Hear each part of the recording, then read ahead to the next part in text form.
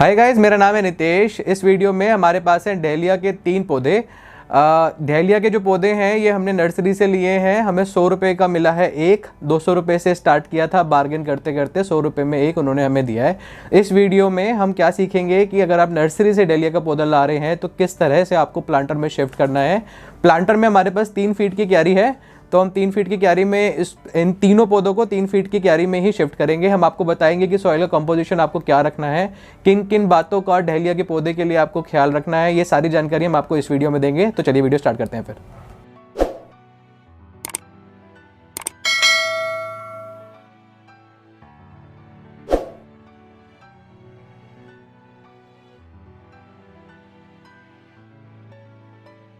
देखिए 3 फीट की पुरानी क्यारी है मेरी। मिट्टी इसमें ऑलरेडी डली हुई है। मिट्टी आप देखिए कितनी बढ़िया ऑलरेडी बनी हुई है। मिट्टी टाइट नहीं है। मैंने पूरी तरह से इसमें गुड़ाई कर ली है। वीडियो शुरू करने से पहले हमने क्या किया था कि हमने सारी मिट्टी इस प्लांट में से निकाली थी और दोबारा भरी है। इसमें अभी हमने खाद वगैरह डाली नहीं है। अभी ये सिर्फ पुरानी मिट्टी है जिसमें पुराने गमले लगे हुए थे, पुराने पौधे लगे हुए थे हमारे। तो अब हम क्या करेंगे, सॉइल कंपोजिशन के लिए डहेलिया के पौधे के लिए हम लेंगे 60% नॉर्मल गार्डन सॉइल। इसके अंदर हम ऐड करेंगे वर्मी कंपोस्ट। 30% आप ऐड करेंगे वर्मी कंपोस्ट। आपको कंपोस्ट या मैन्योर आपको ऐड नहीं करनी है, वो पेस्ट को अट्रैक्ट करती है। आपको डहेलिया के पौधे के लिए वर्मी कंपोस्ट का ही इस्तेमाल करना है। तो इसमें हम मिलाएंगे वर्मी कंपोस्ट।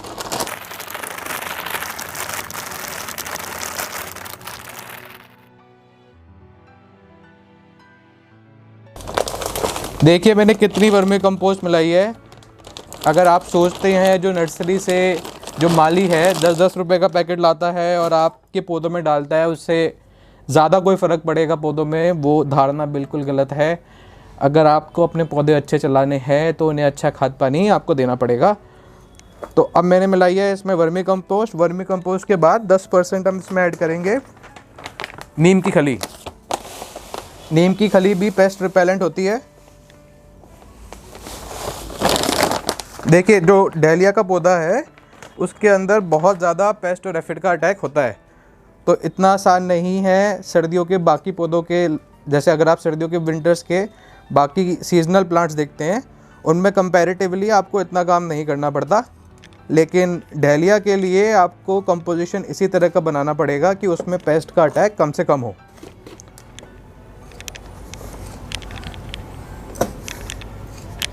दोनों तरह की खाद हमने मिला ली है। हमने इसमें डाला है 30% हमने डाली है वर्मी कंपोस्ट, 10% हमने ऐड करी है नीम की खली और बाकी हमने सॉइल लिया 60% नॉर्मल गार्डन सॉइल जो होती है। अब हम सारी चीज़ें मिक्स कर लेते हैं। मिक्स करने के बाद हम लगाएंगे अपने पौधे।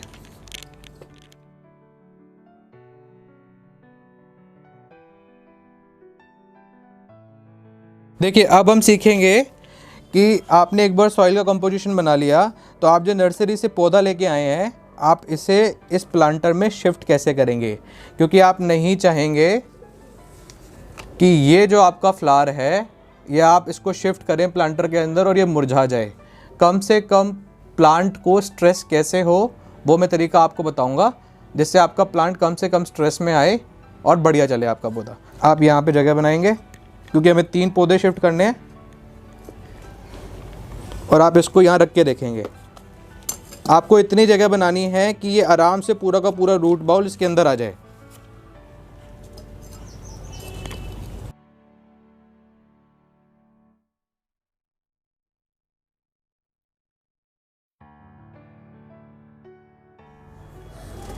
चलिए देखिए, तो अभी जगह हमने बना ली है अपने प्लांटर के अंदर। अब हम क्या करेंगे, पन्नी में लगा हुआ है तो इसकी पन्नी उतार देंगे।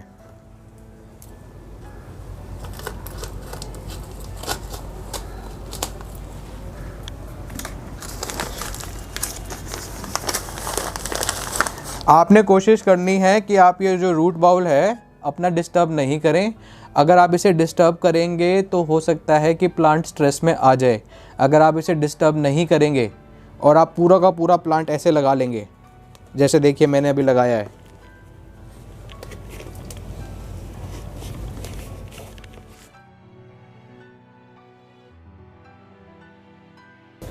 देखिए कितना आसान है। इस तरह से अगर आप प्लांट लगाएंगे तो आपका प्लांट स्ट्रेस में भी नहीं आएगा और बहुत बढ़िया चलेगा। चलिए अब दूसरा लगाते हैं। चलिए अब दूसरा पौधा लगाते हैं हम।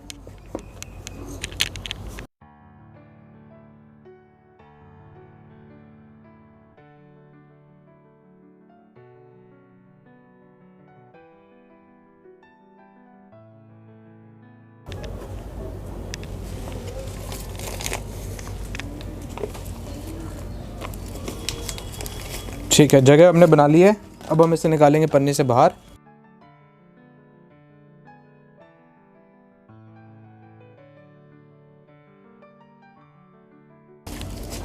ये निकल गया आपका पूरा का पूरा रूट बॉल बाहर और इसे आपने लगा दिया ऐसे।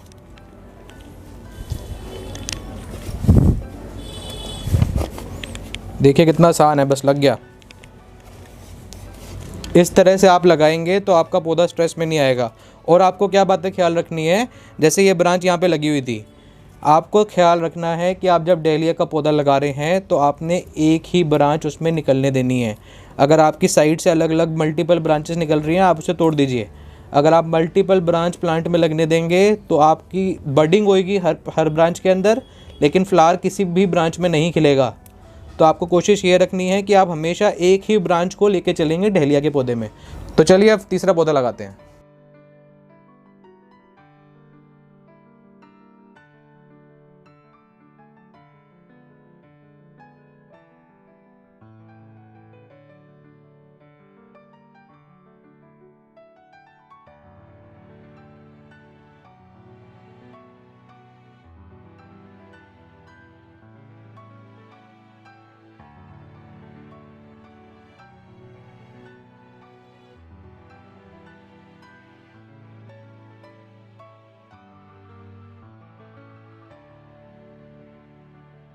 देखिए 3 पौधे मैंने शिफ्ट कर लिए। कितनी देर लगी टोटल मिला के आप मान लीजिए। मिट्टी एक बार बनाने के बाद जब मैंने इस प्लांटर को उतारा था तो इसमें दूसरे पौधे लगे थे जो मैंने निकाल लिए। तो उसको निकालने के बाद मैंने जब मिट्टी की गुड़ाई करी उसमें मुझे लगे 15 मिनट। और उसके बाद जब मैंने ये पौधों को शिफ्ट किया तो टोटल टाइम इस तरीके से सिर्फ लगा 5 मिनट। इस तरीके से अगर आप लगाएंगे डहेलिया के पौधे को तो पौधा जो है वो आपका स्ट्रेस में नहीं आएगा, आपका पौधा अच्छा चलेगा। आपके जो फ्लावर प्लांट में लगे हुए हैं वो लगे रहेंगे, बडिंग सूखेगी नहीं। अगर आप रूट बाउल को तोड़ देंगे तो बहुत हद तक चांस है कि जो आप नर्सरी से जब पौधा लेके आते हैं तो उसके अंदर बडिंग हुई होती है तो वो बडिंग सूख जाएगी अगर आपका रूट बॉल टूटेगा। तो कोशिश करें कि रूट बॉल को टूटने ना दें। इस तरीके से अपने पौधे को लगाएं। पौधे में आपको ये ख्याल रखना है कि आपको अब हर 15 दिन में इसके ऊपर पेस्टिसाइड का स्प्रे करना है। और इसके साथ साथ आपको इसमें मल्टीपल ब्रांचेस पौधे में कभी भी होने नहीं देनी है। आपको हमेशा एक ही ब्रांच लेके चलनी है, जब भी आप अच्छा फ्लावर, मोटा फ्लावर एक ही प्लांट से ले पाएंगे। देखिए सारे प्लांट्स को प्लांटर में लगाने के बाद आप इसमें पानी लगाएंगे। और पानी लगाने के बाद अगर आप धूप के टाइम पे काम कर रहे हैं तो आप इसे थोड़े टाइम के लिए, एक दिन के लिए मान लीजिए, एक दिन के लिए आप शेड के अंदर रखेंगे और उसके बाद आप इसे फुल धूप के अंदर रखेंगे। टेरेस पर अगर आप इस प्लांट को 4 से 5 घंटे की डायरेक्ट सनलाइट नहीं दे पा रहे तो आप ये प्लांट बाय मत करिएगा, आपको फ्लावरिंग नहीं मिलेगी। अगर आपके पास टेरेस पर अपने ऐसी लोकेशन है जहाँ पे आप इसे 4 से 5 घंटे की डायरेक्ट सनलाइट दे पाएँ तो ही आप इस प्लांट को नर्सरी से बाय करिएगा।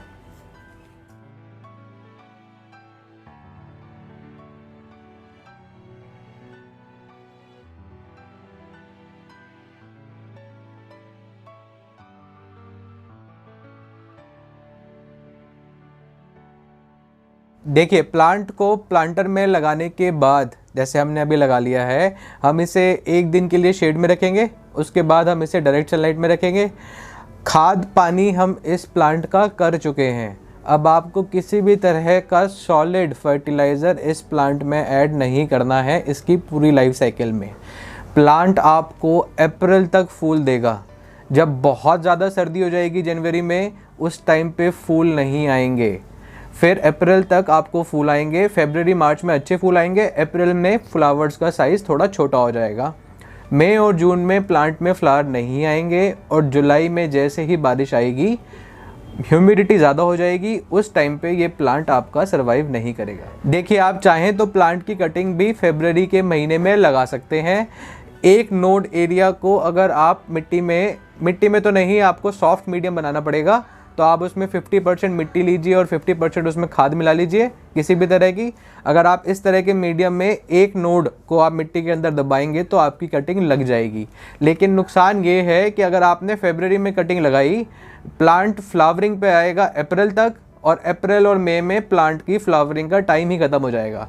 तो इसलिए इस प्लांट की कटिंग दिल्ली के अंदर लगाना सक्सेसफुल नहीं रहता। आप नर्सरी से ही लाइए और आप इस प्लांट को नर्सरी से ही लगाइए, उसमें आपका ज़्यादा अच्छा ये प्लांट चलेगा। ये प्लांट एक बिगनर्स प्लांट नहीं है। अगर आप एक बिगनर्स प्लांट ढूंढ रहे हैं, आपको विंटर्स में लगाने हैं जिसमें आपको ज़्यादा काम ना करना पड़े, तो आप उसके लिए पेंसी, पेटूनिया, कैलेंडुला और मैरीगोल्ड, इन 4 वैरायटी के ऊपर जाइए, आपको उसमें ज़्यादा बढ़िया रिजल्ट मिलेगा। ये प्लांट मैं आपको, अब आपने जैसे फर्टिलाइजेशन का मैंने बताया कि आपने फर्टिलाइजेशन पूरा कर लिया, इसके अलावा आप हर 15 दिन में अब इस प्लांट में पेस्टिसाइड का स्प्रे करेंगे। इसके अलावा हर 15 दिन में आप सरसों की खली का लिक्विड फर्टिलाइज़र इस प्लांट में ऐड करेंगे। उसके अलावा आपको इस प्लांट में कुछ भी करने की ज़रूरत नहीं है, आप बस इसे अच्छी धूप दीजिए। अच्छी धूप देंगे तो प्लांट अच्छा चलेगा। तो इस वीडियो में इतना ही। मेरे ख्याल से मैंने अपना पूरा एक्सपीरियंस पिछले 4-5 साल का इस प्लांट के ऊपर जो है वो आपके साथ शेयर किया है। अगर आपको वीडियो कंटेंट अच्छा लगता है तो आप ज़रूर वीडियो को लाइक करें, चैनल को सब्सक्राइब करें। मिलते हैं हम आपको अगली वीडियो में। बाय।